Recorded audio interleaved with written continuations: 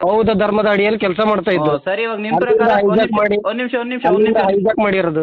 ಒಂದ್ ನಿಮಿಷ ಗುರು ಐದೊಂದ್ ನಿಮಿಷ. ಇವಾಗ ನೀನ್ ಹೈಜಾಕ್ ಮಾಡಿದ ನೀನ್ ಹೇಳ್ದಲ್ಲ, ಇವಾಗ ನಿನ್ ಪ್ರಕಾರ ಬಂದ್ಬಿಟ್ಟು ಬೌದ್ಧ ಧರ್ಮ ಬಂದ ಮೇಲೆ ಬೌದ್ಧ ಧರ್ಮ ಇರೋಕ್ಕೂ ಮುಂಚೆ ಬ್ರಾಹ್ಮಣರು ಇರ್ಲಿಲ್ಲ ಅಂತ್ಯಾ?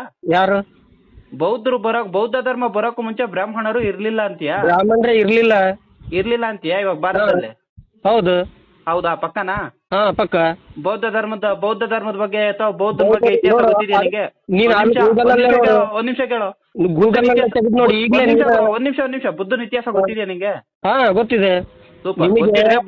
ಗೊತ್ತಿದ್ರೆ ಬುದ್ಧನ ಇತಿಹಾಸ ಗೊತ್ತಿದ್ರೆ ನೀನ್ ಗೂಗಲ್ ಅಂತ ಹೇಳ್ತಾ ಇದೆಯಲ್ಲ, ಅದೇ ಗೂಗಲ್ ಅಲ್ಲಿ ಬುದ್ಧನ ತಂದೆ ತಾಯಿ ಯಾರು, ಅವ್ರ ಮೊದ್ಲು ಏನು ಮಾಡ್ತಿದ್ರು, ಅವ್ರ ಮೊದ್ಲು ಯಾವ ದೇವ್ರಿಗೆ ನಂಬ್ತಿದ್ರು, ಅದಕ್ ಮೊದ್ಲು ಯಜ್ಞ ಹೋಮಗಳು ಅವ್ರು ಯಾವ ರೀತಿ ಮಾಡಿಸ್ತಿದ್ರು, ಅದಕ್ಕೂ ಮೊದ್ಲು ಬುದ್ಧ ಹುಟ್ಟದಾಗ್ಲೇನೆ ಜಾತಕ ಯಾವ ಬ್ರಾಹ್ಮಣರ ಹತ್ರ ತೋರ್ಸಿದ್ರು, ಆ ಬ್ರಾಹ್ಮಣರ ಹೆಸರು, ಮತ್ತೆ ಬೌದ್ಧ ಇದಾನಲ್ಲ ಬುದ್ಧನಿಗೆ 4 ಜನ ಇರ್ತಾರೆ. ಆ 4 ಜನ ಕೂಡ ಬ್ರಾಹ್ಮಣರು. ಇದನ್ನ ಗೂಗಲ್ ಅಂತಿದೆಯಲ್ಲ, ಅದೇ ಗೂಗಲ್ ಅಲ್ಲಿ ಹುಡುಕ್ಬಿಟ್ಟು ಆಮೇಲೆ ಫೋನ್ ಮಾಡು.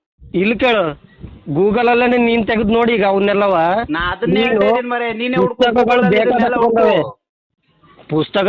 ಬೇಕಾದಷ್ಟು ಬಂದವೆ. ಪುಸ್ತಕ ಸುಳ್ಳಿಲ್ವಾ ಪುಸ್ತಕದಲ್ಲಿ? ಅಂದ್ರೆ ಇವಾಗ ನಿಮ್ ಪ್ರಕಾರ ಬೌದ್ಧ ಧರ್ಮದ್ದು ಪುಸ್ತಕ ಐತಲ್ಲ, ಮತ್ತೆ ಅದು ಸುಳ್ಳು ಅಂತ ಹಂಗಾರೆ? ಬುದ್ಧನ್ ಪುಸ್ತಕ ಇರೋದು ನಾವ್ ಇಲ್ಲಿ ಯಾರ್ದು ನಿಜ ಹೇಳ್ತಾ ಇದೀನಿ ಗುರು. ಒಂದು ಕರೆಕ್ಟ್ ರೆಕಾರ್ಡ್ ಮಾಡ್ಕೋಬೇಕು ಅಂದ್ರೆ ಅಪ್ಲೋಡ್ ಮಾಡ್ಕೋ. ನಿಮ್ಮದ್ರಲ್ಲಿ ಎಡಪಂಥಿ ಅಂತ ಒಂದು ಎಡಪಂಥಿಯಲ್ಲಿ ಇಲ್ಲ, ನಿಮ್ಮಂತವ್ರಲ್ಲಿ ಏನ್ ಹೇಳ್ತಾ ಇದಾರೆ ಹೇಳೋದನ್ನ ಕೇಳೋಣ ಅನ್ನೋ ತಾಳ್ಮೆ ಇಲ್ಲ. ಆ ತಾಳ್ಮೆ ಪ್ರಕಾರ ಮತ್ತೆ ನಾವ್ ಏನಾದ್ರು ಹೇಳಿರೋದನ್ನ ಸ್ವಲ್ಪ ಹುಡ್ಕೋಣ ಅನ್ನೋ ಜ್ಞಾನ ಇಲ್ಲ.